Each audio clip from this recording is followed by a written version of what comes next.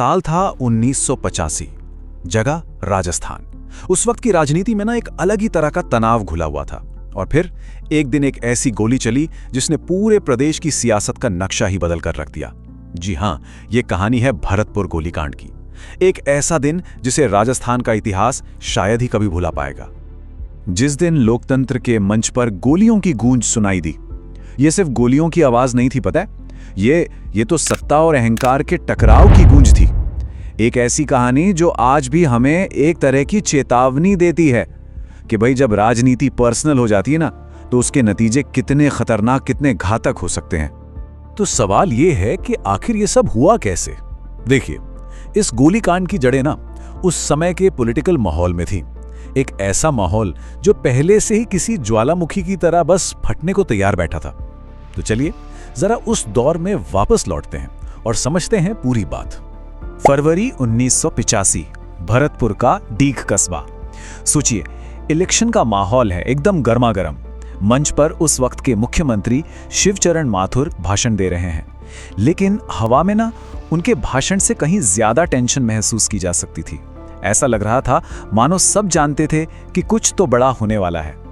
और इस पूरे तनाव के सेंटर में थे दो लोग, दो बहुत ही पावरफुल लोग। एक तरफ थे राज्य की सत्ता का चेहरा मुख्यमंत्री शिवचरण माथुर, तो दूसरी तरफ जनता के चहेते भरतपुर राजघराने के राजा मान सिंह।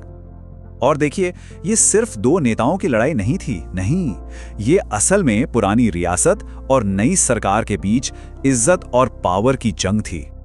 और फिर आई 20 फरवरी की तारीख, वो दिन जब ये जो पॉलिटिकल टेंशन थी ना, वो एक छोटी सी चिंगारी से भड़ककर आग बन गई। एक ऐसी घटना जिसने सच में इतिहास का रुख ही मोड़ कर रख दिया। तो हुआ ये कि पूरी कहानी शुरू हुई एक छोटी सी बात से, एक अपमान से। इल्जाम लगा कि कांग्रेस के कार्यकर्ताओं ने राजा मान सिंह के पोस्टर फाड़ दिए हैं। अब ये बात राजा साहब के सम्मान पर सीधी चोट थी। बस वो गुस्से में आग बबूला हो गए, अपनी जीप उठाई और सीधे मुख्यमंत्री की रैली में जा घुसे। और वहां उन्होंने ना सिर्फ सीएम के हेलीकॉप्टर को अपनी जीप से टक्कर मार दी, बल्कि पूरा का पूरा मंच ही तहस-नहस कर डाला। सोचिए जरा, चारों तरफ भगदड़, अफरा तफरी और डर का माहौल था। इसके बाद जो एडमिनिस्ट्रेशन का रिएक्शन था ना, वो बहुत तेज था और उतना ही सख्त भी।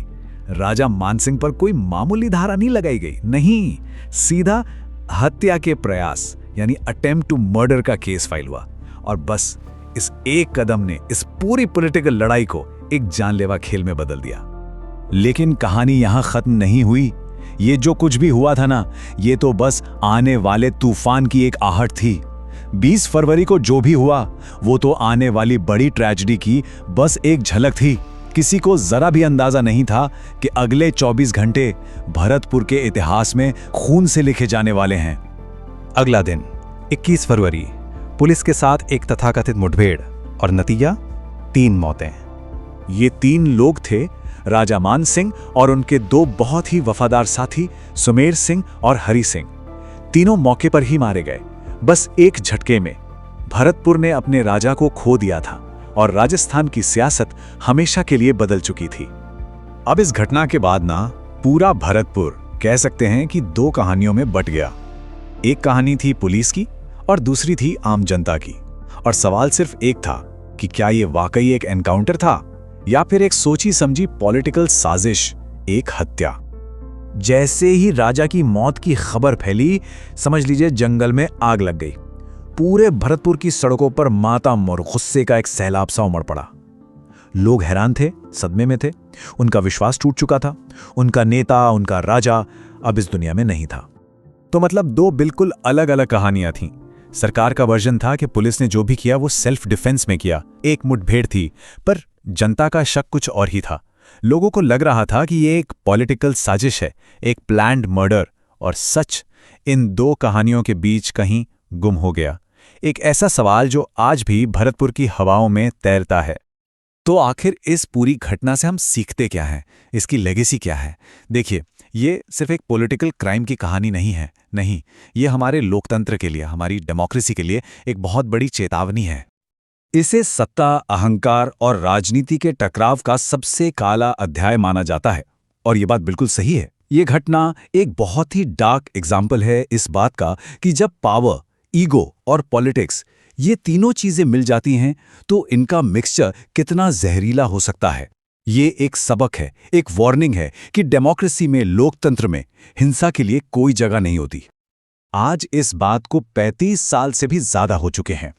सालों तक अदालतें चलीं, जांच हुई, सब कुछ हुआ, लेकिन एक सवाल है जो आज भी भरतपुर के लोगों के मन में उठता है, क्या इंसाफ वाकई मिला? और ये सवाल सिर्फ भरतपुर का नहीं है, ये हम सबके लोकतंत्र का सवाल है कि जब सत्ता और सियासत का खेल इतना खतरनाक हो जाए तो फिर इंसाफ की उम्मीद आखिर किससे की जाए। इस सवाल का जवाब शायद हमें कभी ना मिले।